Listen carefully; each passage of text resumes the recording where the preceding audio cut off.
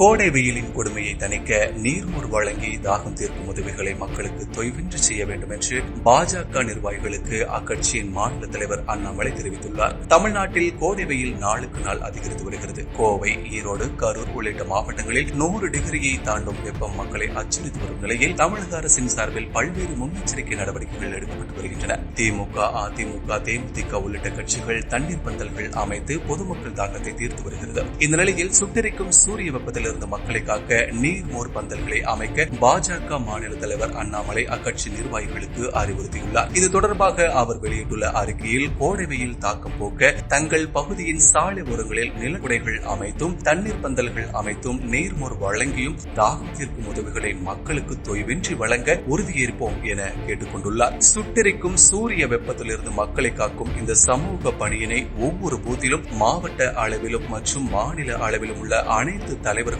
நிர்வாகிகளும், அமைப்பாளர்களும் உடனடியாக மேற்கொள்ள வேண்டுகிறேன் என்றும், அப்படி தங்கள் பகுதியில் மேற்கொண்டிருக்கும் நீர்மோர் பந்தல் போன்ற நற்பணிகள் குறித்த புகைப்படத்துடன் கூடிய தகவல் விவரங்களை தலைமை அலுவலகத்திற்கு அனுப்பி வைக்குமாறு அன்புடன் கேட்டுக்கொள்கிறேன் என கூறப்பட்டுள்ளது. செய்திகளை உள்ளது உள்ளபடி தெரிந்து கொள்ள ரெஃப்ளெக்ட் நியூஸை சப்ஸ்கிரைப் பண்ணுங்க.